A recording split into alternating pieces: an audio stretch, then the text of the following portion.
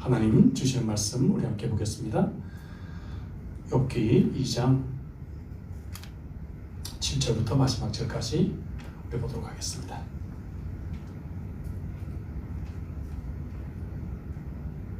욥기 2장 7절부터 13절까지 제가 한 절 읽고 여러분들이 한 절 읽습니다. 성경책 다 펴졌죠? 7절부터 마지막 13절까지 우리 한 절씩 보도록 하겠습니다. 7절 제가 읽겠습니다. 사탄이 이에 여호와 앞에서 물러가서 욥을 쳐서 그의 발바닥에서 정수리까지 종기가 나게 한지라. 욥이 제 가운데 앉아서 질그릇 조각을 가져다가 몸을 긁고 있더니 그의 아내가 그에게 이르되 당신이 그래도 자기의 온전함을 굳게 지키느냐 하나님을 욕하고 죽으라. 그가 이르되 그대의 말이 한 어리석은 여자의 말 같도다.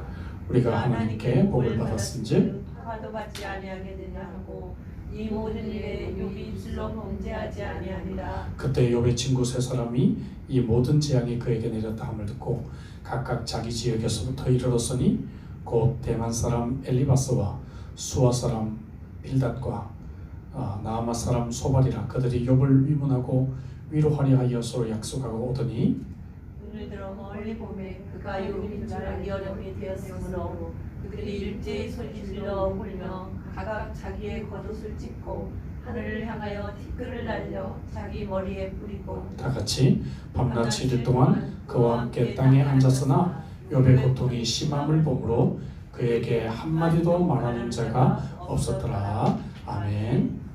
여러분 옆에 계시는 분들 가족이십니까? 혹은 혼자 계십니까? 어쨌든 간에 옆에 사람이 있든 없든 우리 함께 마음으로서 연결되어 있는 줄로 믿습니다.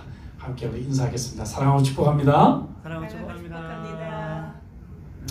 지금 사역센터에 있는 5명이 지금 예배를 드리고 있습니다. 저와 우리 찬양인도한 강 목사님, 그리고 늘 여러분들이 못 나오셔도 반주자로 나오는 우리 김은혜 집사님, 그리고 이신정 전도사님이 여기 영상 담당하고 계시고, 제 아내가 교인들 대표해서 저하고 한 식구니까 같이 움직일 수 있으니까 이렇게 5명이 수요 예배 또 토요 새벽기도 여러분들에게 방송을 해드리고 있습니다. 다음 주 특세도 아마 이 인원으로 가지 않을까 이렇게 생각하는데 아마 교육자들은 아마 같이 나올 것 같습니다. 그래서 교육자들이 모범을 보이기 위해서 나와서 다음 주 특세에 여러분들의 생방송으로도 고난주간 특세에 찾아뵐 그런 계획으로 있습니다. 참 시기가 시기인 만큼 제가 설교의 제목과 설교의 내용들을 조금씩 원래 계획하고는 좀 바꾸고 있습니다. 현대사회에서 가장 비극적인 그러한 자연재해 중 하나는 아마 2004년 12월에 인도양에서 있었던 쓰나미가 아닌가 생각을 합니다. 14개국에서 23만 명이 목숨을 잃고 수백만 명의 이재민 피해가 발생을 했습니다. 재산 피해는 개선할 정도가 없겠죠. 하지만 이번 근본 이 코로나 바이러스 만만치가 않습니다. 오늘 통계로 세계 207개국이 감염이 되었습니다. 그리고 전 세계 감염된 사람이 86만 명을 넘어서고 있고, 그리고 사망자가 현재까지 4만 3천 명이 발생을 했습니다. 호주에서도 몇백만 명이 지금 직업을 잃고 실업자가 발생하게 될 것 같습니다. 경제적인 손실은 어마어마합니다. 더욱이 이런 시기가 얼마나 더 가게 될지 참 알지를 못합니다. 아마 지금 많은 분들이 그동안에 가졌던 것들을 상실했고 또 상실할 것으로 그렇게 예상이 되고 있습니다. 근데 자연재해나 전쟁 같은 그러한 사회가 무너진 것을 재건하는 과정을 보면 제일 먼저 구조하는 단계가 있어요. 건물 안에 사람이 아직 있다라든지, 그래서 이 구조를 합니다. 이 구조 단계가 끝나면 두 번째로 인프라를 구축하는 단계가 있어요. 공무원들이 중심이 돼가지고 이제 전기라든지 전화, 또 도로망, 물 이런 것들을 기반 시설들을 그러한 복구하는 그러한 과정이죠. 세 번째 이제 단계가 되면 재건의 과정입니다. 병원을 짓고 학교를 짓고 그 다음에 공공시설들을 짓고 그 다음에 주거시설들을 짓고 이런 과정들을 거치게 됩니다. 그런데 지진이나 태풍이나 이런 어떤 이제 그 자연재해를 통해서 건물이 무너졌을 때 재건하는 것은요, 건물을 처음 짓는 것보다는 당연히 훨씬 더 힘이 든다는 것을 보게 됩니다. 파괴된 것을 치워야 되죠. 사람들의 심리가 많이 무너져 있죠. 그리고 복구하는데도 훨씬 더 많은 시간이 소요되는 것을 보게 됩니다. 처음 뭔가를 시작할 땐 사람들이 꿈이 있어요. 그렇죠? 꿈이 있고 뭔가 해보려는 의욕이 있습니다. 또 어려움이 있어도 좀 인내할 수 있는 힘이 있어요. 그런데 여러분, 뭔가를 좀 이렇게 이루어놨다가 상실을 경험하게 될 때는, 그때는 모든 것을 좌절한 것 같고 또 다시 일어날 에너지가 우리들에게 없다는 것을 우리는 알게 됩니다. 근데 여러분, 우리는 인생에서 상실을 경험하지 않고는 살아갈 수가 없어요. 왜냐하면 이 땅에서 삶은 어차피 60년, 80년, 길어야 100년의 일시적인 것이기 때문에 우리가 죽을 때는 이 세상에 있는 모든 것들을 상실하기 때문에 그렇습니다. 그렇다면 여러분, 상실이라고 하는 이 문제는 단지 시간의 문제이지 누구에게나 이 상실은 찾아오는 것이죠. 더욱이 우리가 사는 이 땅은 죄로 인해서 많은 문제들이 존재합니다. 수많은 사람들이 하나님의 말씀과 뜻대로 살고 있지 않아요. 그래서 다른 사람의 음주운전 때문에 교통사고로 불구가 되기도 하고, 근본 우리가 경험하는 것과 같이 나하고는 전혀 상관이 없는 것과 같았던 그러한 전염병 때문에 그 영향으로 내가 신체적으로나 혹은 사업적으로나 경제적으로나 많은 것을 상실하는 그러한 경험을 우리가 하게 됩니다. 결혼, 가정생활의 상실이 찾아오기도 하고, 사랑하는 사람을 먼저 떠나보내는 그러한 참으로 아픈 상실을 우리가 경험하기도 합니다. 이러한 상실의 계절을 만날 때 우리는 왜라고 하는 질문을 던지게 되는데, 사실 이 왜라고 하는 질문에 대한 완전한 대답은 우리가 천국에 가서야 아마 가능하지 않을까 생각합니다. 이 세상에서는 왜라고 하는 이 질문을 우리가 던질 수가 없어요. 천국에 가서 우리가 지나온 삶을 돌이켜보면 아마 조금 해답을 갖지 않을까 싶습니다.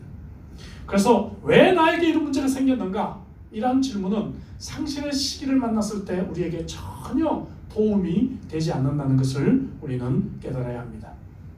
저는 오늘 이 욥의 이야기를 함께 나누고 싶습니다. 우리가 알다시피 욥은 참 고난을 많이 겪었던 사람이에요. 원래 그는 어떻습니까? 매우 큰 부자였어요. 자녀가 10명이나 있었습니다. 더군다나 그는 하나님을 경외하는 사람이었어요. 이 이상 부러울 것이 없는 그런 사람이었죠. 그런데 어느 날 하루아침에 그는 그의 모든 재산과 그의 모든 자녀들을 상실하고 병에 걸려서 아내에게 구박을 받는 그러한 신세가 됩니다. 아마 지금 이런 경험을 하는 분들이 계실 것 같아요. 그죠? 사업을 잃고 돈을 많이 잃고 가정에서 시간을 많이 보내다 보니까 아내의 구박을 받고 있는 남자들이 좀 많이 있지 않을까 그런 생각을 합니다. 욥은 스스로 그가 당한 상실을 욥기 9장 17절 18절에서 이렇게 말합니다. 그가 폭풍으로 나를 치시고 까닭없이 내 상처를 깊게 하시며 나를 숨쉬지 못하게 하시며 괴로움을 내게 채우시는도다. 여러분, 정말 이 말씀이 얼마나 우리들에게 가슴에 와닿는 그런 말씀입니까? 지금 욥은 이러한 인생의 쓰나미를 경험하게 된 것이죠. 아마 지금 함께 말씀을 듣고 있는 여러분들 가운데서도 이 욥의 이러한 고백을 너무 실감 있게 느끼는 그러한 분들도 계실 것입니다. 하지만 아무리 그래도 욥만큼 상실을 경험하지는 않았을 것 같아요. 오늘 우리가 그렇다면 이 인생의 상실의 계절에 욥을 통해서 어떤 교훈을 얻을 수 있을까요? 우리가 어떻게 이 상실의 시기를 극복할 수 있을까요? 오늘 말씀을 통해서 우리 세 가지 함께 생각해 보려고 합니다. 첫째, 우리가 생각할 것은 하나님께 폭발하고 하나님을 더욱 의지하자는 것입니다. 상실의 시기에는 아주 심각한 감정의 고통이 수반되고 있습니다. 분노라든지 슬픔, 원망, 후회, 좌절, 스트레스 혹은 우울, 두려움, 여러분, 이러한 상한 감정들이 우리를 지배합니다. 그래서 집에서 시간을 많이 보내야 하는 지금 이 시간에는 가정폭력, 이혼, 이러한 문제들이 훨씬 더 많이 발생하고 있습니다. 어제 제가 뉴스를 보니까 말레이시아 여성복지부에서 이 포스터를 만들었는데, 여성들에게 남편 집에 많이 있게 되는데 잔소리하지 말라, 이런 포스터를 만들었다가 여성들에게 굉장히 항의를 받았다는 것을 읽어본 적이 있습니다. 상실의 시기에 상한 감정들이 우리를 지배하고 있습니다. 후회스럽습니다. 내가 왜 그렇게 투자했을까? 내가 그때 왜 그런 결정을 했을까? 원망스럽습니다. 분노가 있습니다. 이건 누구 때문이야? 염려가 있습니다. 두려움이 있습니다. 이러다가 우리가 어떻게 될까? 여러분, 이러한 감정들을 우리가 갖고 있는데 인간은 자연적으로 이런 상한 감정들이 있으면 누군가에게 이걸 쏟아놓고 싶은 그러한 유혹이 우리에게 찾아와요. 그래서 분노의 대상을 자꾸 찾게 되는 거죠. 국가 지도자들이나 언론도 자꾸 분노의 대상을 찾아서 그쪽으로 사람들의 분노를 자꾸 폭발시키려고 합니다. 근데 여러분, 이러한 감정들을 사람들에게 폭발하면 문제가 해결되지 않습니다. 문제는 더 악화될 뿐입니다. 그리고 관계만 깨어집니다. 그리스도인들은 이러한 상한 감정들을 있는 그대로 바로 하나님께 폭발하고 하나님의 치유를 받을 수 있어야 하는 것입니다. 어떤 사람은 스스로 이러한 감정을 극복할 수 있다고 착각합니다. 특히 유교 문화의 영향을 받은 우리 한국 사람들은 아픈 감정을 잘 표현하지 못하도록 어렸을 때부터 훈련을 받아왔어요. 특히 남자들은 울지 마. 남자가 왜 울어? 예? 울지 못하고, 그리고 아파도 아프지 않고, 그렇죠? 특히 아버지나 선생님이나 어른들은 더욱더 감정을 숨기도록 우리는 문화에서 훈련을 받아왔습니다. 괜찮을 거야. 힘들어, 난 참을 수 있어. 스스로 위로하면서 이 아픈 감정들을 억누르게 됩니다. 여러분, 근데 이것이 해결되지 않아요. 이것은 마치 콜라 캔을 흔들었다가 뚜껑을 열면 폭발하는 것과 같이 어느 한순간에 여러분 이러한 감정들이 폭발하게 된다는 것이죠. 혹은 폭발하지 않은 경우에 육체적으로 심리적으로 심각한 문제에 직면하는 것을 보게 됩니다. 여러분, 성경은 하나님은 이러한 상한 감정을 가진 자를 초청하시는 하나님이라고 말씀하고 있습니다. 그래서 우리는 이 상한 감정을 그대로 하나님께 가지고 나가서 하나님께 울부짖을 수 있어야 하는 것입니다. 우리는 하나님의 형상대로 지으심을 받았기 때문에 여러분, 우리의 감정도 하나님께로부터 온 것이에요. 그래서 하나님은 우리가 어떤 감정을 가지고 있는지를 하나님은 충분히 이해하시는 그러한 분이십니다. 여러분, 하나님께 실컷 울며 기도했던 때가 언제입니까? 하나님을 원망하며 소리를 질렀던 그러한 경험들이 여러분들에게 있으십니까? 욥은 그랬어요. 욥은요, 하루아침에 그가 모든 것을 상실했습니다. 그는 하나님께 막 폭발하기 시작해요. 13장 24절에 보니까 주께서 어찌하여 얼굴을 가리시고 나를 주의 원수로 여기시나이까, 이렇게 그는 외칩니다. 시편 기자도 이런 고백을 많이 했죠. 시편 18편 6절에 보니까 내가 환난 중에서 여호와께 아뢰며 나의 하나님께 부르짖었다. 그의 성전에서 내 소리를 들으시며 그의 앞에서 나의 부르짖음이 그의 귀에 들렸도다. 그렇게 그는 고백합니다. 18장 6절뿐만 아니라 62장 8절에서도 백성들아 시시로 그를 의지하고 그의 앞에 마음을 토하라. 하나님은 우리의 피난처시로다. 그렇게 그는 고백합니다. 여러분, 누구에게 지금 이 아픈 마음을 토하시겠습니까? 누가 여러분들의 피난처가 되십니까? 바로 우리의 상실을 치료할 수 있는 하나님이신 줄로 믿습니다. 하나님은 우리의 폭발을 받아주시고 하나님은 우리를 치료하시는 하나님이십니다. 우리의 아픈 마음을 가지고 우리는 하나님께 나와야 합니다. 비록 집에서 많은 시간을 보내야 하는 지금이지만 가정에서 여러분들만의 공간을 찾아보십시오. 뒷마당에 있는 분들은 뒷마당이라든지 주차장이라든지 골방이라든지, 그것도 안 되면 차 안에서 잠시라든지 나 혼자만의 공간을 좀 확보하고 1시간, 2시간 하나님 앞에 울면서 내 아픈 마음을 좀 토로하는 그러한 시간을 가지시기 바랍니다. 그러면 하나님께서 어느 순간에 내게 찾아오셔서 내 아픈 마음을 어루만지시고 나를 치료하시고 내게 회복을 주시는 것을 우리는 경험하게 되는 것입니다.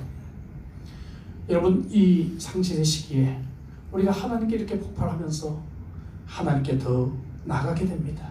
하나님을 더 의지하게 됩니다. 사실 사람은 우리들에게 큰 도움이 되지 못합니다. 욥을 찾아왔던 친구들도 처음에는 위로가 되었지만 결국 욥을 정죄하면서 욥에게 상처를 안겨주게 되죠. 욥이 무엇이라고 얘기합니까? 6장 21절에 보니까 이제 너희는 아무것도 아니로구나, 이렇게 그가 말해요.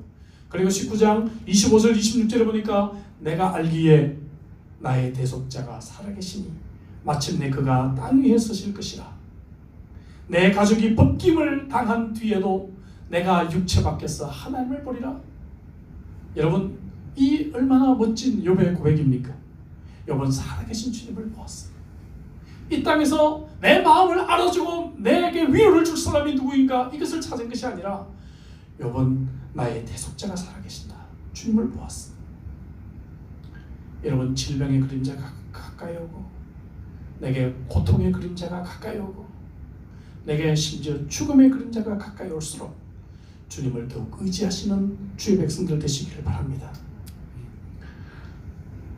상실의 계절에는 혼자 일어설 수가 없어요. 우리는 주님을 의지해야 합니다. 근데도 많은 그리스도인들은 상실의 계절에 사람을 찾아다니고 빠져나갈 궁리만을 하고 있습니다. 모든 것을 상실했던 욥은 그러나 하나님을 더 가까이 하고 하나님을 예배했던 것입니다. 여러분들은 이 상실의 계절에 무엇을 먼저 포기하셨나요? 혹시 여러분들 가운데 예배의 자리를 포기한 분들은 계시지 않습니까? 여러분들이 섬기는 사역의 자리를 포기한 분들은 계시지 않습니까? 조금만 어려우면 그동안의 사역을 포기하고 심지어 주일 예배를 포기하고 우리가 수요일날 모였던 이 예배를 포기하고 우리가 새벽 기도를 포기하고 말씀 읽는 것을 포기하고 큐티를 포기하고 우리가 봉사를 포기하고 헌금을 포기하고, 여러분 그랬던 시절이 있었는지 몰라요. 상실의 계절을 통해 우리가 배워야 될 것, 변화되어야 될 것들이 아마 있을 것입니다. 여러분, 이 상실의 계절에 주님의 손을 꼭 붙잡기를 주의 이름으로 축원합니다. 우리가 잘 아는 시편 23편 4절의 의미가 바로 이것이죠. 내가 사망의 음침한 골짜기로 다닐지라도 해를 두려워하지 않을 것은 주께서 나와 함께 하심이라. 주께서 나와 함께 하심이라. 제가 이 부분을 강의할 때 말씀을 드렸습니다. 양들은 이 사망의 골짜기를 지날 때 가장 행복한 소리를 낸다고 해요. 이 목자들의 고백입니다. 왜냐하면 이 위험한 골짜기를 지날 때 양들은 목자에 밀착되어 있기 때문에 그래요. 근데 가끔 교만하고 말 안 듣는 양들이 있습니다. 이 양들은 목자가 심지어 일부러 다리 하나를 부러뜨린다고 해요. 왜 그런가 하면 이것이 목자가 양을 살아가는 방법이기 때문에 그렇습니다. 그렇지 않으면 이 양은 분명히 이 골짜기에서 굴러 떨어져 죽기 때문에 그래요. 다리를 하나 부러뜨렸으라도 이 양의 생명을 살리고 이 양을 끝까지 책임져야 되겠다고 하는 목자의 심정입니다. 여러분, 어떤 면에서 하나님이 우리에게 상실의 시기를 주는 이유가 이와 같을 수도 있습니다. 그래서 우리는 이 상실의 시대를 만나서 더욱더 주님께 가까이 가야 하고 주님을 의지해야 한다는 것입니다. 그때 우리는 상실의 계절을 우리는 승리로 바꿀 수가 있을 것입니다. 여러분의 상실의 계절에 하나님께 폭발하시고 하나님을 더 의지하고 하나님께 더 가까이 가시기를 주 이름으로 축원합니다. 두 번째로, 우리가 이 상실의 계절에 우리가 배워야 될 것은 무엇인가? 그것은 자신을 돌아보고 가치관을 재평가할 필요가 있다고 하는 것입니다. 상실의 이 경험은 우리로 하여금 각성하게 합니다. 내가 지금 바르게 살고 있는 것인가? 내가 지금 가는 길이 맞는 것인가? 어떤 것이 중요하고 어떤 것이 중요하지 않은가?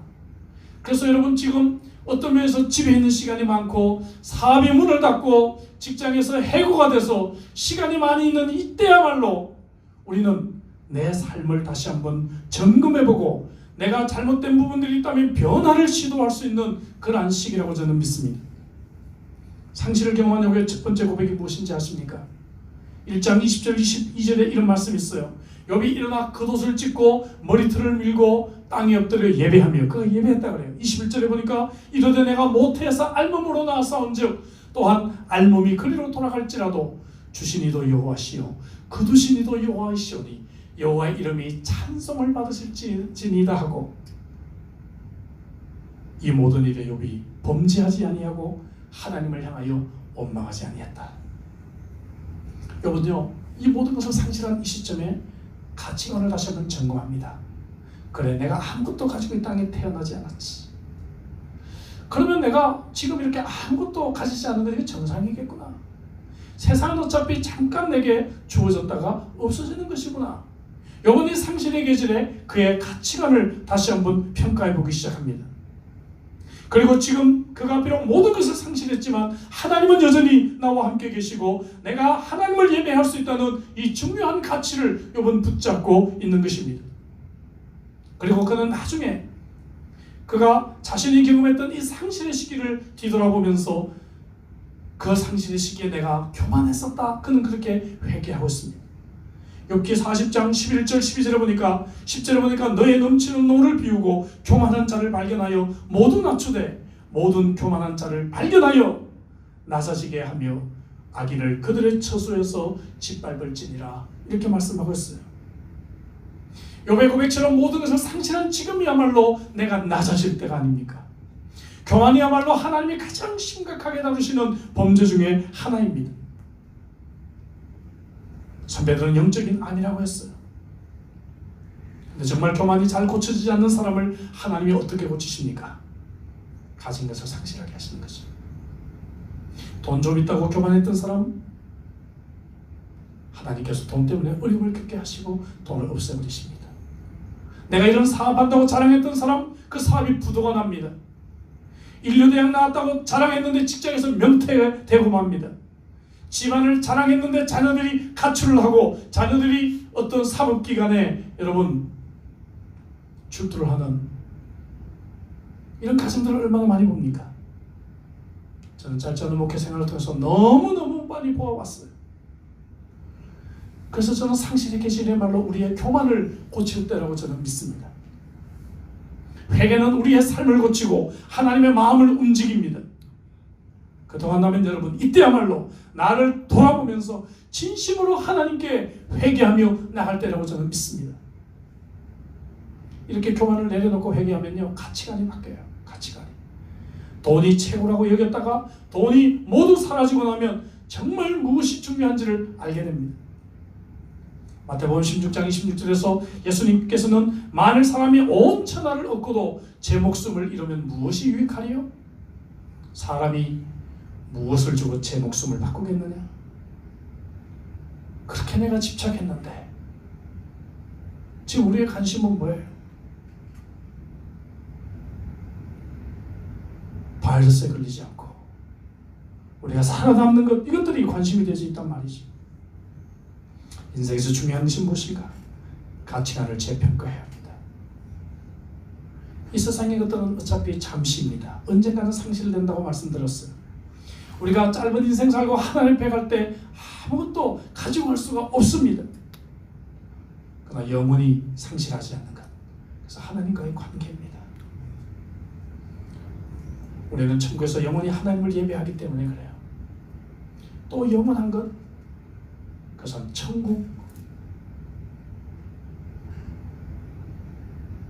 천국의 은행에 쌓아둔 보화입니다. 이 땅에 우리가 쌓는 것이 아니라 천국에 쌓아둔 하나님 나라 위에 투자했던 우리의 시간들, 하나님 나라 투자했던 우리의 물질들, 우리의 사역들, 우리의 수고들, 이것들이 영원할 것입니다. 그래서 이번 모든 것을 상실한 때에도 하나님만 꼭 붙잡고 있었다는 것이죠. 상실의 때 세상에 집착하던 우리의 가치관을 바꾸고 우리의 시간과 우리의 물질과 우리의 마음과 우리의 정성이 어디에 더 중요한 가치를 둬야 할 것인지 이것을 깨닫고 돌이키는 기회가 되어야 합니다. 이런 자들에게 하나님은 이 상실의 계절을 축복으로 바꾸어 주시기 때문에 그렇습니다. 마지막 세 번째, 우리가 이 상실의 계절에 기억해야 될 것은 이웃과 동행하는 법을 배워야 하는 것입니다. 하나님은 우리가 혼자 힘으로 살도록 창조하지 않으셨습니다. 서로를 도우며 살도록 만드셨습니다. 우리는 가족으로 이 땅에 태어났습니다. 공동체로 우리는 형성하며 자라납니다. 교회를 통해 신앙생활을 합니다. 따라서 우리는 다른 사람들의 도움이 계속 필요로 하고 있다는 것이죠. 저는 여러분들을 필요로 하고 여러분들은 저를 필요로 합니다. 지금 우리가 소셜 디스터닝, 사회적 간격을 강조하고 있지만 사실은 이 말은 틀린 말이에요. 피지컬 디스터닝이죠. 우리는 육체적 간격을 1.5m 벌리라 이 말이지 사회적인 간격은 물리적으로 좌우할 수가 없습니다. 우리는 서로 필요합니다. 특별히 상실의 계절에 나를 도와줄 사람이 필요해요. 조금 전에 말씀드린 대로 이 상실의 계절에 낮아지고 교만이 치료된 사람들은 다른 사람들에게 도움도 요청할 수가 있겠지. 지금 한인사회에서 어려운 형편에 처한 워킹홀리데이 청년들, 유학생들에게 식사나 간식을 제공하는 따뜻한 손길 캠페인이 벌어지고 있습니다. 사실 상실의 시기를 보냈는데 여러분 많은 사람의 도움이 필요하지 않습니다. 단지 몇 사람이 필요합니다. 정말 내가 실패하고 내가 좌절하고 다시 일어설 힘이 없을 때 나를 찾아봐주고 나에게 전화해주고 위로해주고 일으켜줄 수 있는 사람들이 우리에게 필요하다 그 말이죠. 욥에게는 그런 친구들이 있었어요. 2장 11절에 보니까 그때 욥의 친구 세 사람이 이 모든 재앙이 그에게 내렸다함을 듣고 각기 자기 지역에서부터 이르렀는데 하고 지역을 말하고 있어요. 여러분 욥과 평소에 가까이 있었던 사람들은 다 어디 갔단 말입니까? 모두가 떠나가 버리고 말았어요. 멀리 있는 욥의 친구들이 이 소식을 듣고 찾아옵니다. 기쁜 일도 아닌데 욥이 재앙을 만났다는 얘기를 듣고 찾아왔어요. 이 자체는 얼마나 훌륭한 것입니까? 욥을 만나고 난 뒤에 이들이 한 태도는요 굉장히 인상적입니다. 욥을 보고 난 뒤에 이들이 아무 얘기도 하지 못하고 그냥 슬피 울며 옆에 앉아있기만 해요. 오늘 많은 심리학자들이요 바로 이것이야말로 슬픔을 당한 사람들, 실패를 당한 사람들에게 필요한 자세다 그렇게 말하잖아요. 실패당한 사람들에게 와서 훈수 두거나 그죠? 실패를 당한 사람에게 와서 자꾸 어떤 감정적인 이야기를 하지 않고 그저 그들의 아픔과 그들의 슬픔을 함께 나누면서 아무 말하지 않고 옆에 앉아서 울어준다고 말했어요. 물론 며칠 지난 뒤에 친구들은 욥이 당한 상실이 네 죄 때문이야 라고 정죄하죠. 근데요 흥미로운 사실은 욥이 나중에 회복되고 난 뒤에 욥기 42장 여러분 10절에 보면요 이런 말씀이 있어요. 욥이 그의 친구들을 위하여 기도할 때에 여호와께서 욥의 공격을 돌이키셨다. 그리고 여호와께서 욥에게 이전 소유보다 갑절해 주셨다. 이런 말씀을 보게 된다는 말이죠. 물론 하나님께서 욥을 회복시키실 계획은 있으셨어요. 근데 어떤 방법을 통해서 회복시켰는가 하면 욥이 자기를 공격했던 그 친구들을 위해서 축복하며 기도해 줬을 때 이런 일이 일어나게 됐다는 것입니다. 여러분 우리가 이웃을 용서하고 그들의 축복을 위해서 기도할 때 하나님은 우리의 상실을 회복시켜 주시는 하나님이십니다. 우리가 이웃을 섬길 때 하나님은 나를 치료하세요. 흥미롭죠? 우리 근데 반대로 생각해요. 내가 여유가 있으면 이웃을 섬기겠다, 교회 봉사하겠다 이렇게 생각해요. 근데 그런 날은 오지 않습니다. 제 짧지 않은 목회 시간 동안에요. 그런 날은 오지 않아요.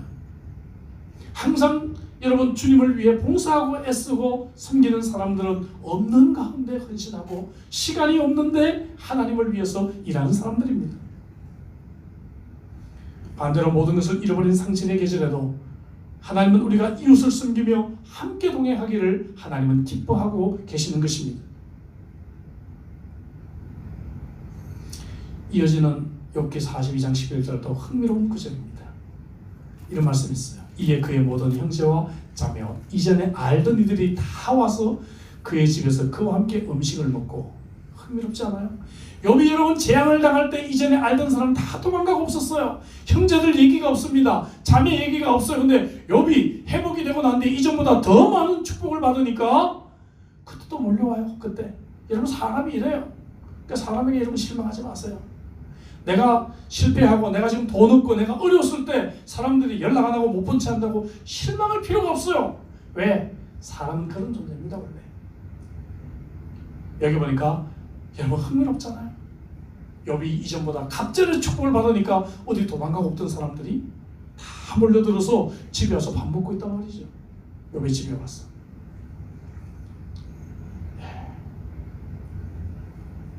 욥이 괘씸한 마음도 있었겠지만 욥은 그들을 초청합니다. 그들과 함께 밥을 먹습니다. 그리고 이때를 어떤 기회로 삼는가 하면 간증을 나누는 기회로 삼아요. 간증을 나누는 기회. 와, 멋지잖아요. 여러분 우리가 지금 경험하고 있는 이 상실, 고난, 이것은 우리가 하나님을 간증할 기회인 줄로 믿습니다. 여러분, 손을 내밀어서 그들을 잡아주세요. 한때 잘난 체하면서 내 옆을 떠나갔던 사람이 있을 수도 있습니다. 한때 참 어리석게 잘못 판단해서 나를 버리고 멀리 간 사람일 수도 있어요. 한때 여러분 참 우리들에게 아픔을 준 사람일 수도 있어요. 혹은 내가 어려울 때 나를 배신하고 떠나간 사람일 수도 있어요.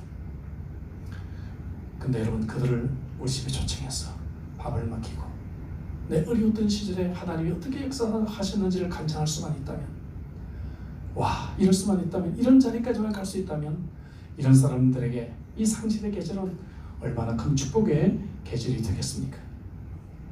우리는 그들에게 손을 내밀어 그들하고 동행하는 법을 이 상실의 계절에 배워야 합니다. 저도 평소에 연락을 자주 안 했던 우리 한우 청년부 몇 명에게 전화를 했어요. 워킹 할리데이 또 유학생 이렇게 있는 우리 한우 청년부 몇 명에게 형편을 물어보았습니다. 생계가 위협받고 있지는 않는지, 아르바이트 하는 데서 잘리진 않았는지, 필요한 건 없는지, 한국은 돌아가는지. 우리는 지금 이 상실의 시기에 이기적인 마음으로 사재기를 할 때가 아니에요. 내가 있는 거라도 나누어줘야 될 때입니다. 여러분 믿습니까? 예수님께서는 이웃에게 한 선한 행동을 당신의 것으로 간주하신다고 마태복음 25장 35절 36절에 말씀하셨죠. 내가 줄 때 너희가 먹을 것을 주었고, 목마를 때 마시게 하였고, 나그네 되었을 때 영접했고, 헐벗을 때 나에게 옷을 입혔고, 병들었을 때에 돌보았고, 감옥에 갇혔을 때 와서 보았다. 와서 보았다. 교회 공동체야말로 여러분 이런 공동체가 되어야 될 줄로 믿습니다. 교회 공동체야말로 이 상실의 계절에 피난처가 되어야 될 줄로 믿습니다. 비록 교회도 약점이 있고요, 또 나와 스타일이 많이 틀리기도 해요. 그러나 하나님께서 함께 예배하게 하시고 함께 교제하게 하신 한 식구입니다. 이 상실의 계절을 함께 동행할 수 있도록 우리에게 가장 가까운 이웃으로 주신 우리 사랑하는 성도들입니다. 그렇다면 여러분, 우리 성도들에게 한번 연락해보세요. 어려움을 겪고 있는 사람은 없는지, 심리적인 고통 가운데 있는 사람은 없는지, 혹은 또 두려움에 있는 자들은 없는지, 혹은 당장 먹을 것이 없는 자가 있지는 않는지 한번 돌아보시길 바랍니다. 이 상실의 계절에 여러분 최고의 친구가 되어주시고 함께 동행하며 살아가는 법을 배울 수 있기를 주 이름으로 축복합니다. 말씀을 좀 맺겠습니다. 이 상실의 계절은 우리의 믿음을 증명하는 때입니다. 우리가 상실의 때 어떻게 처신하고 어떻게 극복하는지에 따라서 이 상실의 시기는 반대로 재건의 시기가 우리에게 될 수도 있다고 하는 것입니다. 실제로 이렇게 마지막 장 42장에 있는 말씀을 제가 이미 몇 번 인용을 해드렸어요. 욥은 진정한 회개를 통해 회복의 길로 그는 들어서게 됩니다. 욥의 고백처럼 하나님은 우리를 상실의 상황에서 치료하시는 분이십니다. 욥기 5장 18절 19절에 이렇게 그는 고백합니다. 하나님은 아프게 하시다가 싸매시며 상하게 하시다가 그의 손으로 고치시나니 6가지 환난에서 너를 구원하시며 7가지 환난이라도 그 재앙이 내게 미치지 않게 하시며. 할렐루야. 여러분들이 상실의 계절을 보내고 있다면 하나님께서 결국 우리를 싸매어 주실 것이다. 하나님께서 결국 우리를 고쳐주실 것이다. 하나님이 결국 우리를 구원해 주실 것이다. 여러분 이 믿음을 가지고 이 상실의 계절에 하나님이 주시는 교훈을 받으며 하나님께 부르짖으며 하나님께 폭발하며 하나님께 한 걸음 더 가까이 가며 그리고 지나간 삶을 돌아보고 내 가치관을 다시 한번 여러분 재정립하고 나아가 우리에게 주신 이웃들을 함께 동행하는 법을 배워 이 상실의 계절이 저와 여러분들에게 다시 한번 재건의 시기가 되는 그러한 축복이 있기를 주 이름으로 축복합니다. 욥의 하나님이 저와 여러분들의 하나님이시기 때문에 그렇습니다. 같이 한번 기도할까요? 주신 말씀 가지고 우리 한번 기도하도록 하겠습니다. 사랑하는 우리 형제자매 여러분, 저는 오늘 이 욥의 이야기를 전체적으로 함께 생각해 보면서 상실의 계절에 우리가 어떻게 이 계절을 승리하고 이길 수 있는지를 말씀을 함께 생각해 보았습니다. 이 상실의 계절에 무엇보다도 먼저 하나님께 부탁하십시오. 하나님을 더 가까이 하십시오. 하나님을 의지하시기 바랍니다. 사람을 의지하지 말고 뉴스를 의지하지 말고 하나님을 의지하며 한 걸음 더 나아가시기 바랍니다. 상실의 계절에 지나온 삶을 돌아보며 가치관에 혼돈이 찾아왔던 우리의 삶을 회개합시다. 그리고 지금부터라도 이제 무엇이 중요한지 다시 한번 깨달아 하나님 앞에